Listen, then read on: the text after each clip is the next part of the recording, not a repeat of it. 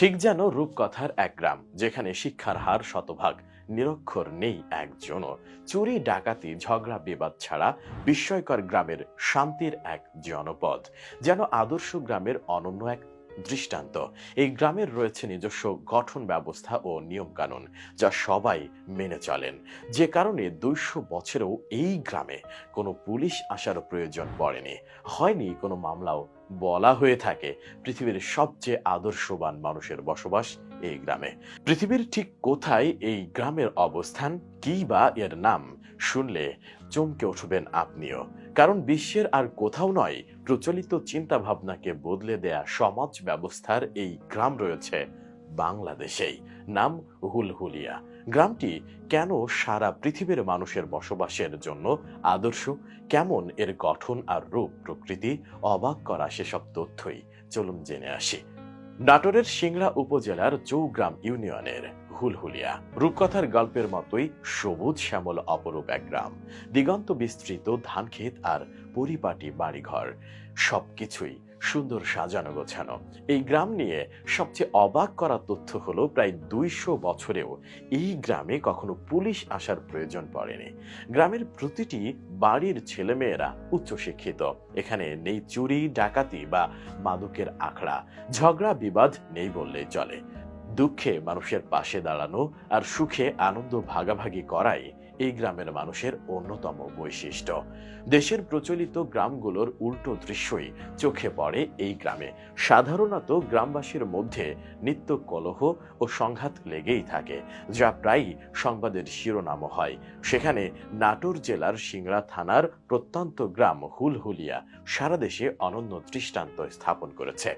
এই গ্রামের মানুষেরা সবাই একত্রে হৃদ্রতার সাথে বসবাস করে। গ্রামবাসীর নামে নেই কোনো মামলা মোকদ্দমাও। মামলা মোকদ্দমার জন্য পুলিশকে এই গ্রামে আসতেও হয় না। শুধু তাই না, গ্রামটি বাল্য বিবাহ, মাদক ও যৌতুক মুক্ত। শিক্ষার হারের মতো এই গ্রামের স্যানিটেশন ব্যবস্থাও প্রায় শতভাগ। এজন্যই গ্রামটিকে সরকারের পক্ষ থেকে আদর্শ গ্রামের স্বীকৃতি দেওয়া হয়েছে। জেলা সদর থেকে 37 কিলোমিটার এবং সিংড়া থানা সদর থেকে 12 কিলোমিটার দূরে ছায়া ঢাকা ও শান্ত এক গ্রাম হুলহুলিয়া। চলন বিল বেষ্টিত এ গ্রাম 13টি পাড়া নিয়ে গঠিত। গ্রামের আয়তন প্রায় 2 বর্গ কিলোমিটার। একটি মসজিদ, মন্দির, কওমি মাদ্রাসা, ডাকঘর, উপস্বাস্থ্য কেন্দ্র, একটি প্রাথমিক বিদ্যালয় ও একটি উচ্চ বিদ্যালয় রয়েছে এই গ্রামে। উচ্চ বিদ্যালয়ে রয়েছে ছাত্র সংসদ।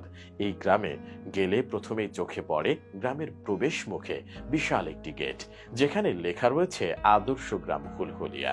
2010 সালে তথ্য ও প্রযুক্তি প্রতিমন্ত্রী জুনায়েদ আহমেদ পলক এই গেটটি স্থাপন করে দেন। হুলহুলিয়া গ্রামটি পরিচালনার জন্য তাদের নিজস্ব সংবিধান রয়েছে, যা সবাই মেনে চলেন। গ্রামে কোনো সমস্যা সংকট দেখা দিলে গ্রামবাসী মিলে সংবিধানের আলোকে তা সমাধান করেন। সেই ব্রিটিশ আমল থেকেই হুলহুলিয়া গ্রামে নিজস্ব ব্যবস্থা চালু আছে। এ নিয়ে গ্রামবাসীর মধ্যে কখনো কোনো বিরোধ সৃষ্টি হয়নি। এ নিয়ে গ্রামবাসীর মত, শিক্ষার প্রতি অনুরাগ ও শতভাগ শিক্ষিত হওয়ার কারণে মানুষের চিন্তা ভাবনা ও মননে বড় ধরনের পরিবর্তন ঘটেছে। এ কারণে গ্রামের মানুষজন কলহ ও সংঘাত থেকে দূরে থাকেন। অতীত থেকে জানা যায় 1914-15 সালের দিকে একবার প্রবল বন্যায় ফসল নষ্ট হয়ে যাওয়ায় গ্রামে অভাব দেখা দেয়। গ্রামের অনেক চাষি ধান বীজের অভাবে জমি ফেলে রাখতে বাধ্য হন। সবার মনে কষ্ট, হতাশা। বিষয়টি গ্রামের মাতব্বর মছির উদ্দিন মৃধার মনে দাগ কাটে। একদিন গ্রামের প্রতিটি পরিবার থেকে একজন করে ডেকে নিয়ে এক সভায় বসেন তিনি। সিদ্ধান্ত হয়, যাদের ঘরে অতিরিক্ত ধান বীজ আছে তারা বিনা শর্তে অন্যদের ধার দেবেন। সিদ্ধান্ত কার্যকর হয়, খালি জমি ফসলে ভরে ওঠে। এতে উদ্বুদ্ধ হয়ে গ্রামের উন্নয়নে সবাইকে নিয়ে একটি পরিষদ গঠিত হয়। 1940 সালের 1 জানুয়ারি গঠিত সেই পরিষদে আজ হুলহুলিয়া সামাজিক উন্নয়ন পরিষদ নামে প্রতিষ্ঠিত। কালের পরিক্রমায় সারা দেশের হানাহানি, সংঘাত, বিরোধের মধ্যে হুলহুলিয়া গ্রাম যেন এক শান্তির ভূখণ্ড। বাস্তবতার আলোকে গোটা বিশ্বের কাছে এটি সত্যিই এক বিস্ময়কর গ্রাম।